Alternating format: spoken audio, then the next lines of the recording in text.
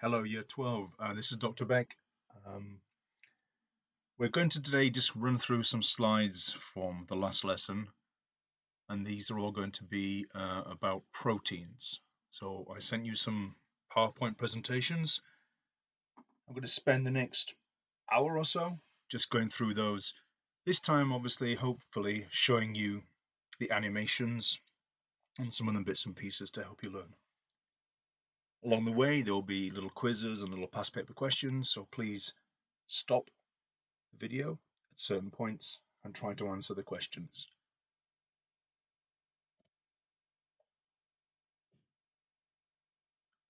Okay, this first question then is just a starter to get you thinking. You may have done this already on Friday. Have another go now. I'm going to give you, because it's 3 minutes, sorry, 3 marks. I'm going to give you 3 minutes. Away you go.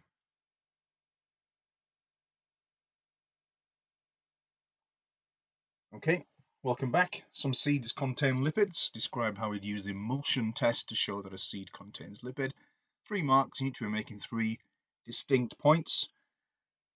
As always, you describe what you do to the sample of soil, sample of food, then what the actual test involves, and the best part to finish off is just what would be a positive result. So here we go with the answer. Only 3 marks available here, so we crush or grind the food, often that's left out of students' answers, make sure you're adding it. Ethanol or alcohol is added because the fat will dissolve in the alcohol. Then we add water, and then that will form an emulsion and goes white or cloudy. Peculiar mark scheme this. That is a good complete answer.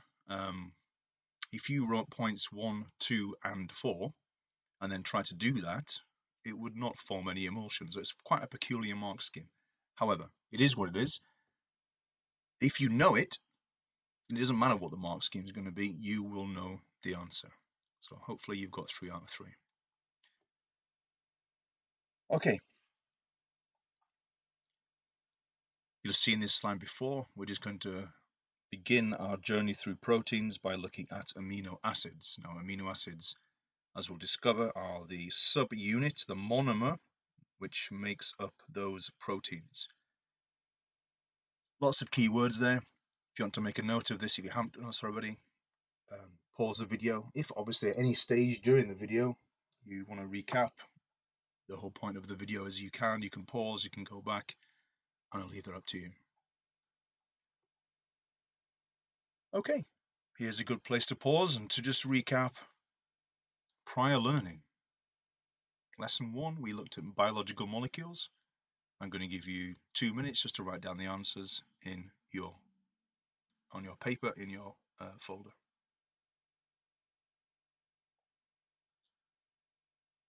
Okay, hopefully you got all these right. What form of molecule is formed when amino acids polymerize? As we'll see today, those are called proteins.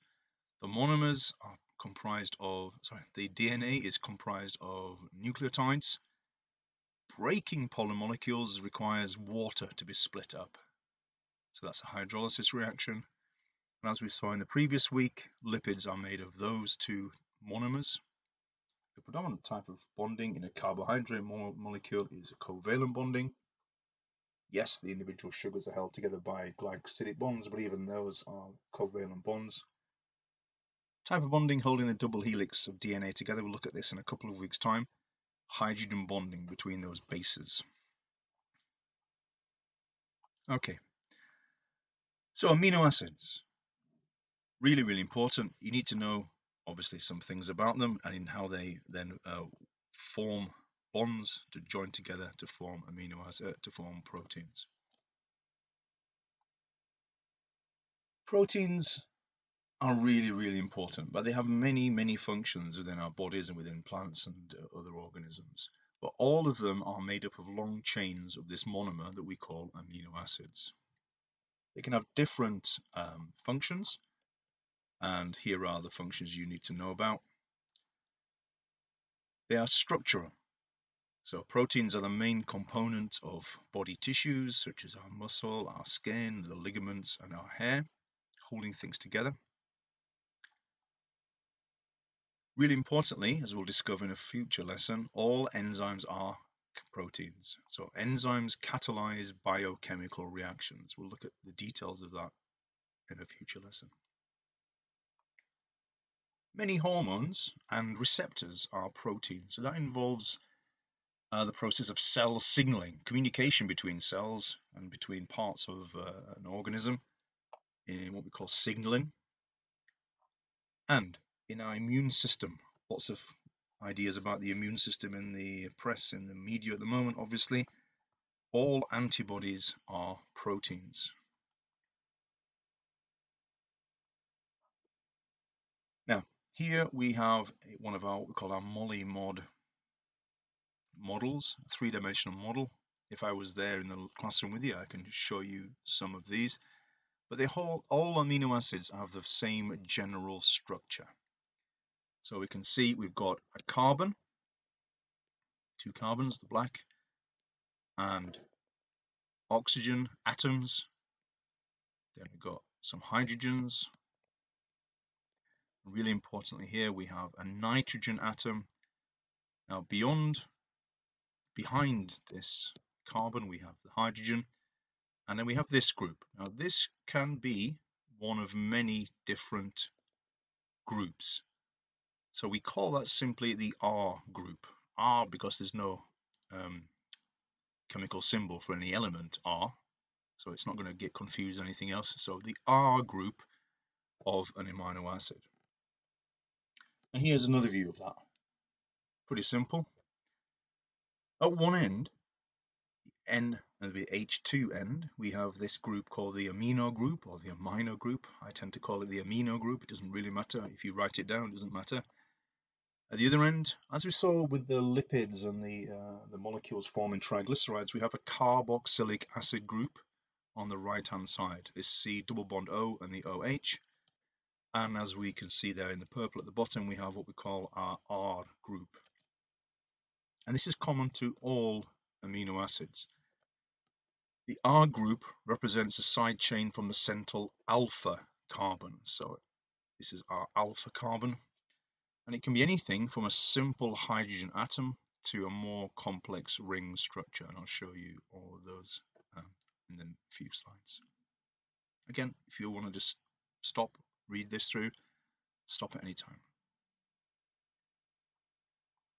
Okay, so you don't need to know this, but here is some important information that you might want to just take a few minutes to look at.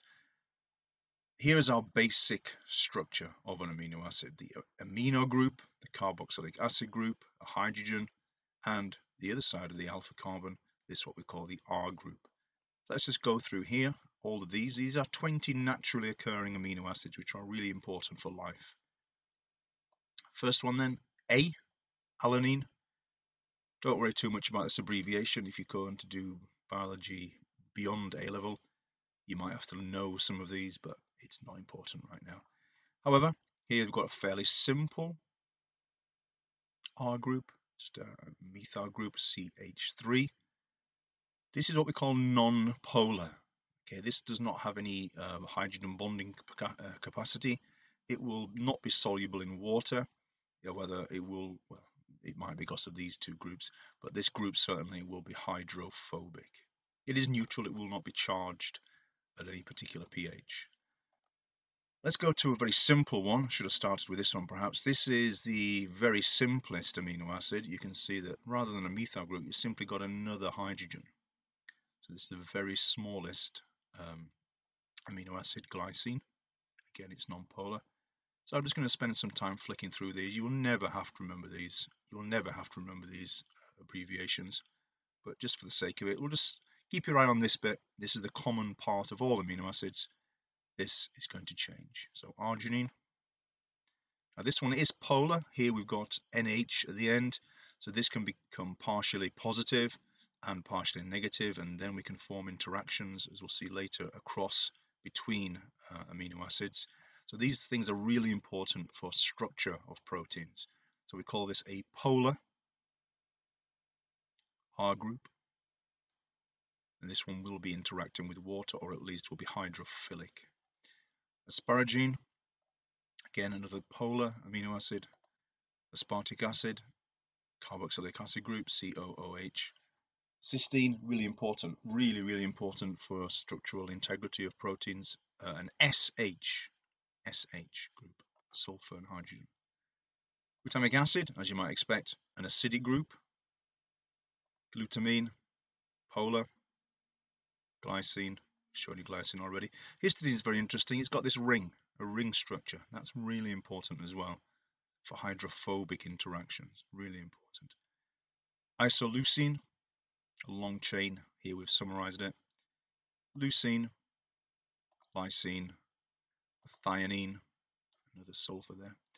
Phenylalanine, another important one. We've got this large hydrophobic ring here.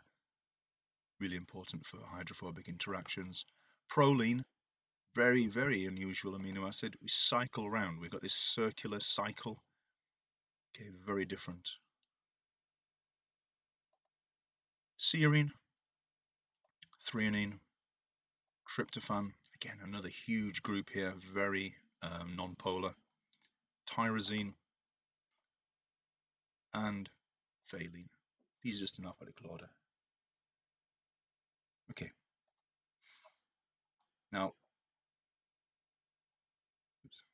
please don't worry about any of that. We'll never need to know what those side chains are. However, we do need to know about how amino acids are able to form a polymer. So when two amino acids can join together to form a dipeptide, and that is linked by a particular kind of bonding called a peptide bond. So we've got amino acid 1 here with its carboxylic acid group, its amino group, and this R group at the side. And the same here. We don't know what the R group is. It doesn't matter. It's not important. In a peptide bond formation, this or these parts of each molecule are going to be important. So let's just play forward.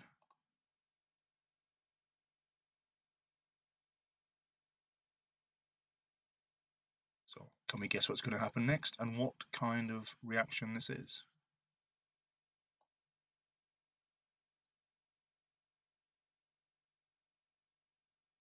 There we go. If you guessed right, well done. A condensation reaction. And we form this unique bond, which is unique to proteins, this peptide bond. We now have a dipeptide, 1, 2 amino acids, tripeptide, polypeptide, ultimately a protein. We can go backwards, and again, the opposite of a condensation reaction is a hydrolysis reaction.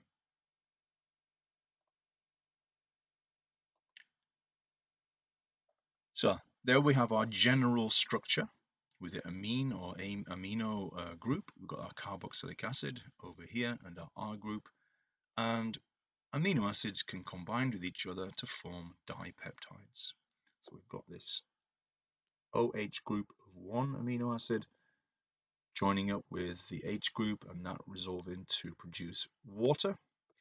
And then we have this peptide linkage, peptide bond formed between them. So what type of reaction is this? Because we're producing a water molecule, we call this a condensation reaction. And this peptide bond is unique to proteins. Nitrogen is not present in fats, nitrogen is not present in triglycerides, nitrogen is not present in phospholipids, nitrogen is not present in carbohydrates, it's not present in starch, none of those big carbohydrates. There we have just C, O, and H. Here we have another element, the type of element, N, which makes this a unique bond, unique to proteins. So, just going to go through this now. If you want to pause the video, you can perhaps draw a sketch of this. And then we're going to finish with our boxes just to label what these things are. So you want to pause the video now. Okay, so A, we've got a choice here. Now poly means many. Many what? Here we've got an amino acid on this side, and here we've got another one. So it's not a single amino acid, it's di. Di means 2. So this is a dipeptide over here. Towards the left, you've got the NH2 group. That's going to be the amino group. This one, fairly simple. This, the R group, representing any side chain from those 20 amino acids. And this unique bond between the amino acids in a protein is, which one's it going to be? I know it can't be that one. It doesn't look like one of those. And it's a proper covalent bond, this, it must be that. And here at this end, we have our carboxyl or carboxylic acid group. Well done if you got all those right. As I say, there are 20. You do not need to remember their names. You do not need to remember their structures. You do not need to remember their 3-letter or 1-letter abbreviation. This comes up in a later topic when we look at protein synthesis, where you will be given all the information you need, and it will include names and abbreviations. So please don't worry about all these. These are just the extra little bits from that basic amino acid background. So in each one you can see that this is common, with the possible exception of proline. It's slightly more different there because we've got the cyclic group, but it's present in all of these. This middle one here, that's a carbon atom. Okay, so that was our quick run through of amino acids. So let's see how good your memory is. Here's a past paper question.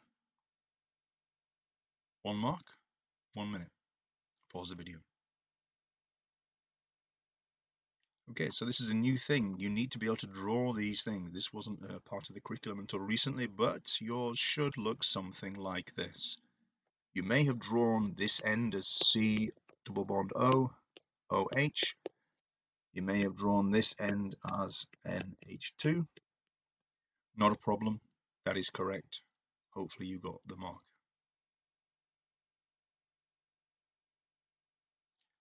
Okay, so perhaps take a pause there. We've covered a lot there, but let's take a pause and resume when you feel like it.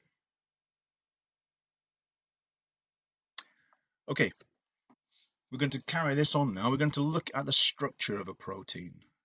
We're going to look at how the structure of that protein is determined by the sequence of amino acids. Remember, we can join these things together and they are all different. So we can determine what the protein does, its shape and its characteristics and its function by the sequence of amino acids and how they interact between them. So we've got some more keywords, and we'll be using all these keywords through this second part.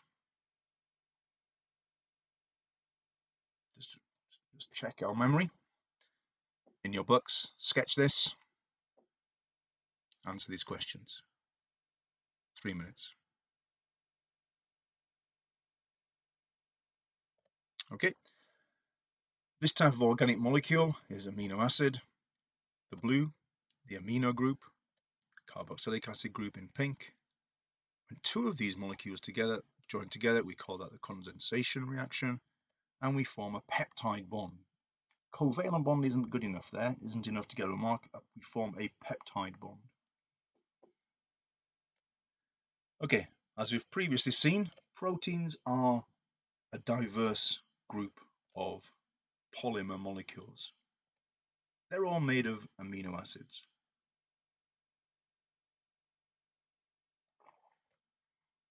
Here we have a beautiful animation. I'm going to have a look at one of these in a second.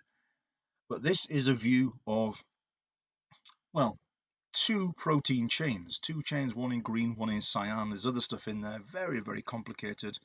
Don't worry about that. But that is just gives us an overall idea of the shape of an amino acid. Sorry, I beg your pardon. The shape of a protein. Okay, so how has this shape come about? What do these squiggly bits, what do these helix things mean? These bits in green and blue, which look like a corkscrew. What's going on there?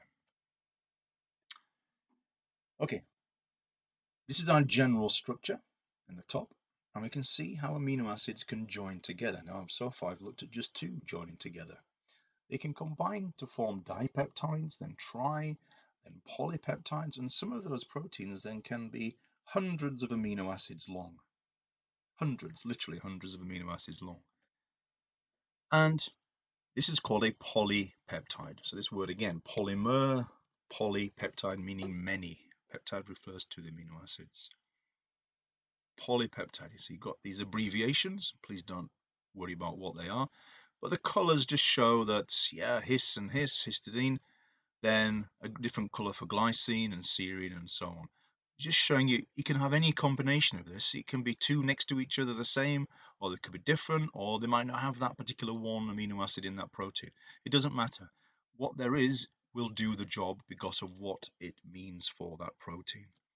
The structure and function of a protein is determined by this sequence to start with. It's not just a long chain. If you take a necklace off or something and hold it out, that's not a protein. It needs it to be folded. And how does that folding happening? Well, we're going to look at that in a second. But it's a highly specific three-dimensional shape. And there are 4 levels of structure in a protein. We're going to run through those things bit by bit. First of all is our primary structure. Then we're going to see what we call the secondary structure and features of secondary. Then tertiary and quaternary. So basically the first level, the second level, the third level, and the fourth level. And each of those things plays a really important role in the structure and function of the protein. Let's just remind ourselves, what is the structure of proteins? We're going to start nice and simple with a refresher, and I'm going to play the animation. Proteins have a unique 3D structure, three-dimensional structure, that enable them to carry out specific function. So I'm going to press play, and I'm going to let the video or the animation to speak for itself.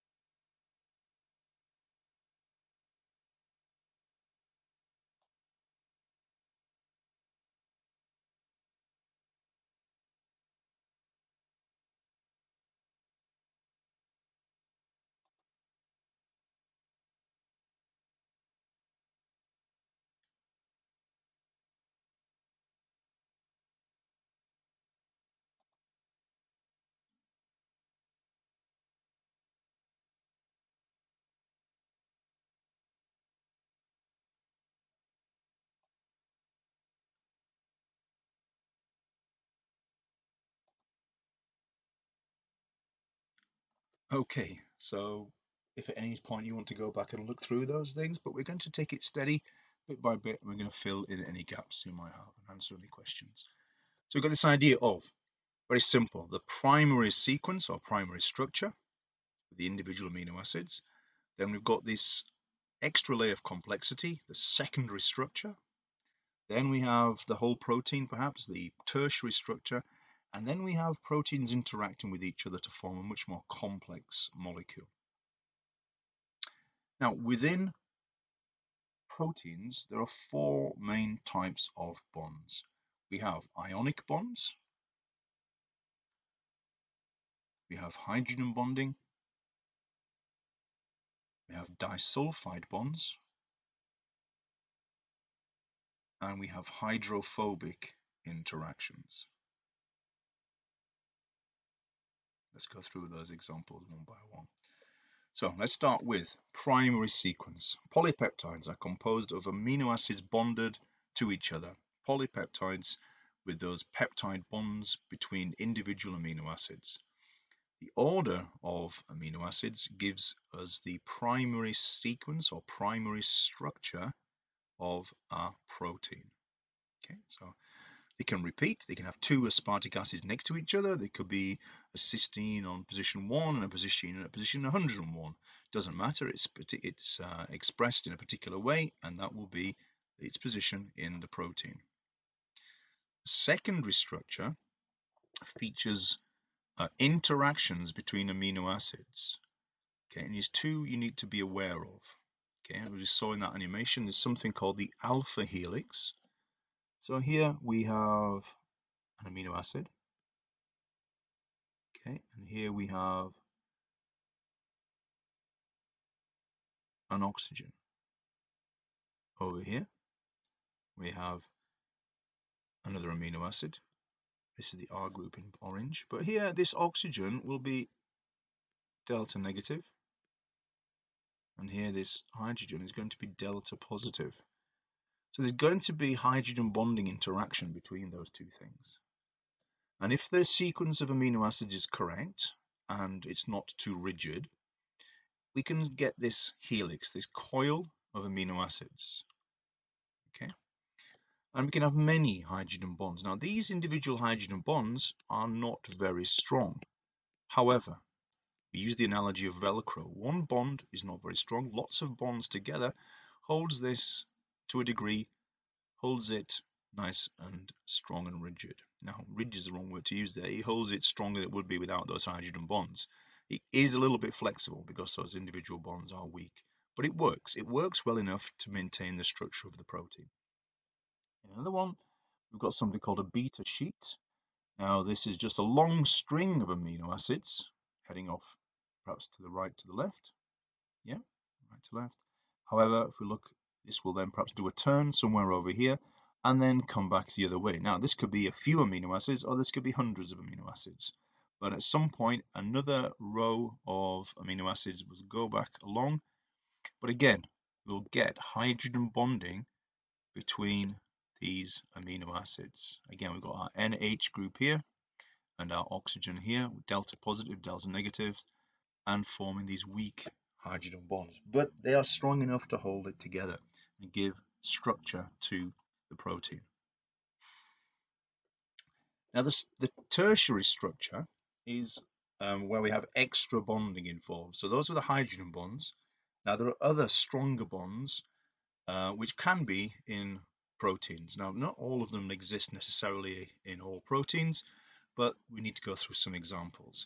So we have disulfide bonds, ionic bonds, hydrogen bonds, more hydrogen bonds, and hydrophobic interactions.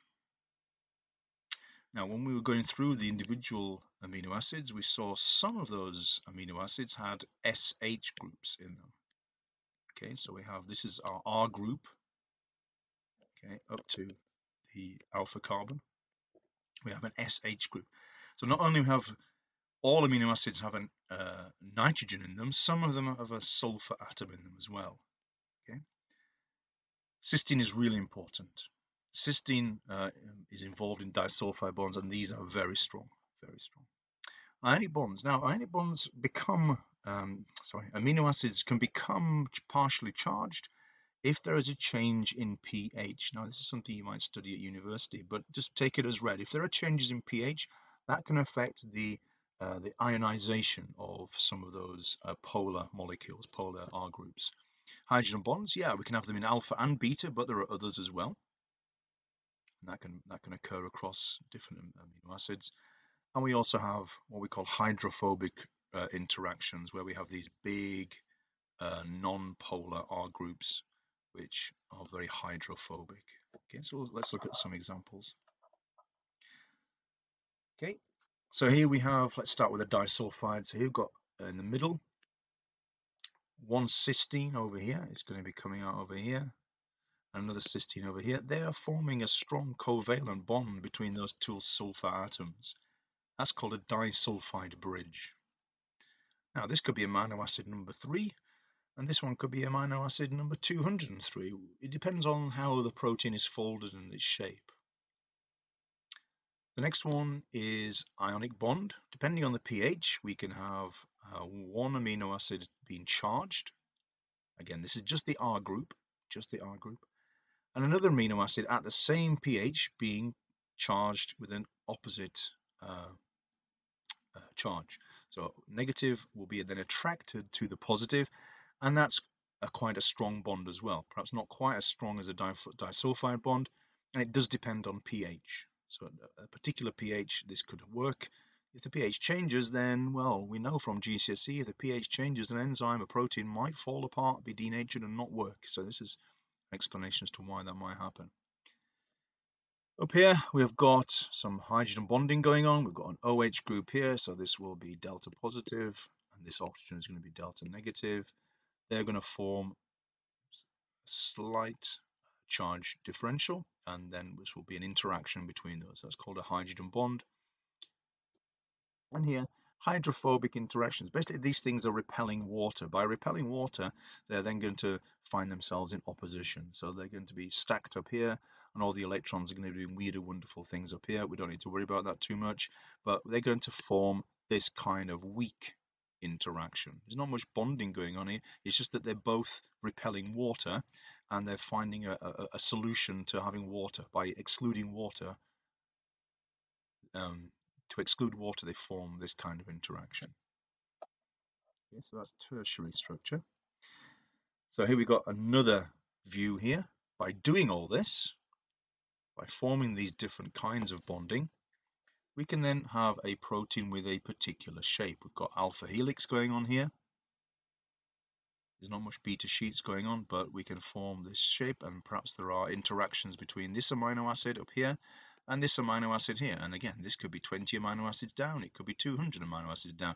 Here, there could be an interaction between this one, this is perhaps amino acid, let's say 10, and this one could be amino acid 110. There might be some form of bonding between those two, but it's all determining the shape of that protein, holding that protein in that particular shape. So we have our primary,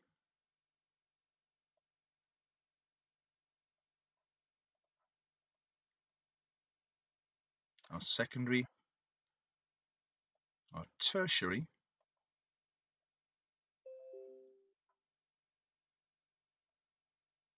and our quaternary. Okay, the primary, just the shape, just the chain. Secondary, the helix or the sheet. Tertiary, folding and bonds or interactions between different parts of the protein, and the quaternary, where we have different proteins making a much larger structure. So quaternary, beg your pardon, quaternary is interaction between different polypeptide chains. Now, I've talked already about how antibodies are proteins, they are, but here is one chain of a protein. Here is another chain of a protein. Here is another, this red, and here's a fourth. So you've got 4 proteins there working together to form a single structure, a single protein, not an enzyme, an antibody. Here we've got collagen, this nice helix for one of these. However, this is a bit like a rope intertwined with other collagen fibers, very strong, very strong. This is what is holding our skin onto the rest of our body. Collagen below our skin, forming these fibers. And one we'll study perhaps later in the year, later in the year, hemoglobin. We've got 2 beta chains here and 2 alpha chains, individual proteins working together. And as we saw in one of the animations, you've got this other idea of other things which aren't proteins helping out to help it to do its job. Okay, so the function of any protein is determined by its structure. A protein consists of one or more polypeptide chains folded into a highly specific 3-dimensional shape. This shape is determined by the sequence of amino acids and the bonds and interactions between them. All these keywords are really crucial. So I'm just going to show you, before I move on to our past paper question, a proper protein structure. Okay, so at the moment, it's got a bit of detail here. So this, hopefully I'm not going to blind you too much with science this afternoon or this morning. We have got a real protein structure. Now these things are tiny. You can solve the structure of proteins by blasting with X-rays in a crystal, and then we can work out what's going on from how those crystals are diffracted, how those X-rays are interacted with. So what we've got here, well, we can start by looking at the primary sequence or primary structure, and that's basically this, just the the individual amino acids are joined together. There's not much structure going on here. There's a bit of a loop perhaps down here. And there's two different colors. Those are two different peptide chains. So we've got one shorter protein and one much bigger protein. Now, if we wished, we could find the end of this. So here's one end. Let's assume it's the right end of the beginning. Let's call it the start. And we could follow this all the way through. You can see, hopefully, how complicated this is. This is following all the way through, down here, round, round, round, all the way around it. We've got a beautiful alpha helix here. I'm going to show that side on. Really nice alpha helix. And then this goes back in, back in. We've got a beta sheet over here, round this big loop, round this other beta sheet, and it's coming out the other side, another alpha helix, etc., etc. Really, really complicated. Now, yeah, okay, but where's the shape? There is no shape I can see. I'm going to add the shape onto this. So here we go with the shape of the protein. So this is the important bit. This is the actual shape. This is the surface of the protein. And you can see it's got a particular structure. This one's quite a spherical, a round shape. But you can see there are different features and different characteristics. Now for this one, I can show you really importantly, this is the active site. So we talked about active sites in GCSE. This is where the protein, in this case an enzyme, would do its work. Okay, you can see a tiny molecule hopefully in there. That little molecule is actually an inhibitor. The substrate would fit in there, but this protein's been, this molecule has been particularly designed so that it will fit in the active site and get in the way, so that actually will stop this protein working. But let's hide that. This is fundamentally our beautiful three-dimensional protein structure, and it's come from this structure. So we've got our primary structure, the sequence of amino acids. We've got our secondary structure, these corkscrew alpha helices down here. We've got some beta sheets as well, these ribbon-like things here. These are all just computer graphic representations. And then we have there will be bonds across here. We can't see them, but there will be interactions between these loops and between these other parts of the amino of the protein. And then finally, because we've got another protein here at the back, then we have quaternary structure. Right, over to you. Past paper question. 5 marks. Simply describe the structure of proteins. So 5 minutes, pause the video. Okay, welcome back. So let's have a look at the mark scheme. 5 marks max. First of all, you state what it is. It's a polymer of amino acids joined by peptide bonds. Now, it's an extra bit of information. Then, if I were answering this, I might have missed this out, but it's important to write down as much as you know, as long as it's relevant and correct. Primary structure is the order of amino acids. The secondary structure is the folding of the chain due to hydrogen bonding, and you can see we accept alpha helix or beta sheet, pleated sheet or pleated beta sheet. Tertiary is due to hydrogen bonding and ionic and disulfide bonds. And then quaternary structure is 2 or more polypeptide chains. So that's a tough question for 5 marks. And this is how we use those key words to answer these questions. Pause the video if you want to make some notes and purple pen.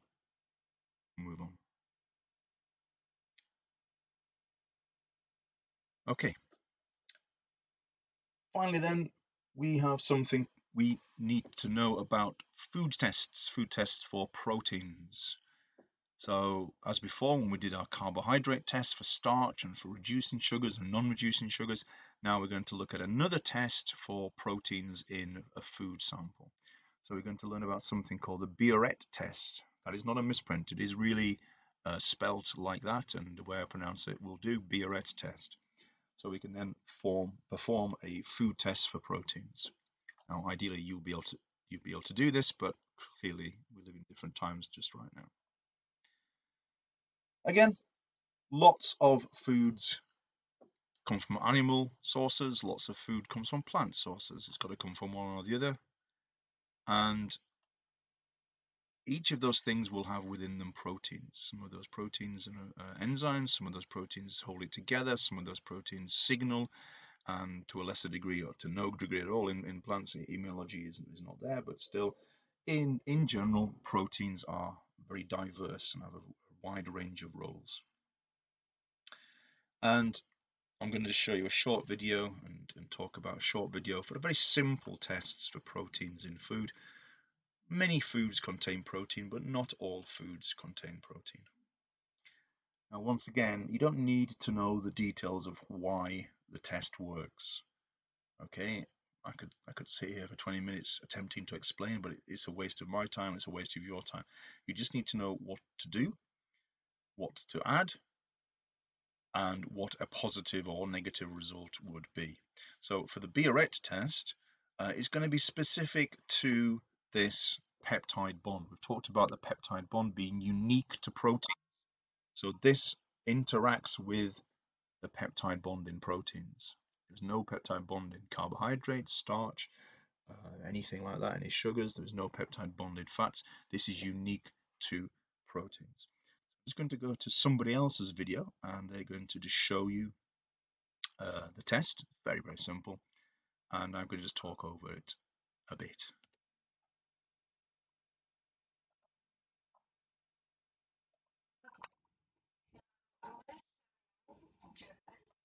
Okay, so here is our Biuret reagent. You can buy this stuff in, this person clearly has. And there we have two samples. Previously, they will have crushed it with a pestle and mortar. They would have suspended it or dissolved it in water, because this test requires water. And that's all we need to do. Filtered it perhaps to remove any lumps, any debris. And then they can add this blue reagent, the Biuret reagent.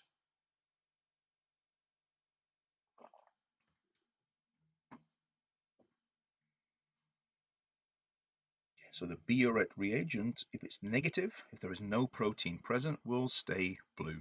Okay, it started off blue. In this particular sample of food, it remains blue.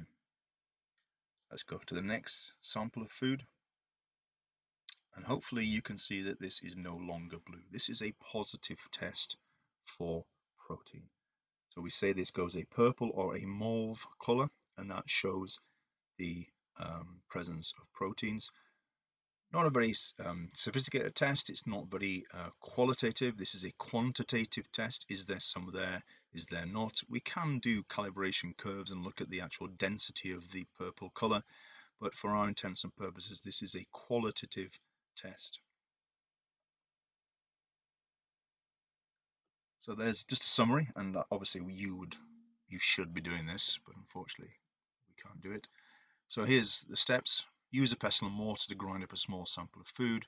Transfer the ground up food into a small beaker, add distilled water, stir so some of it dissolves, filter, add the reagent, add the Biuret solution, shake gently to mix, and note any color change. If there is protein, it will turn the solution purple or mauve.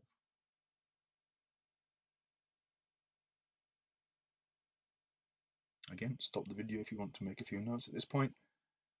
We're going to have a go at a past paper question now. So we've covered a lot today. Hopefully it makes sense, and hopefully if you want to go back through, you can, and you know how to do that. So let's have a look at our past paper question. Nice and simple. I'll leave that to your own time, but I'll give you 4 minutes.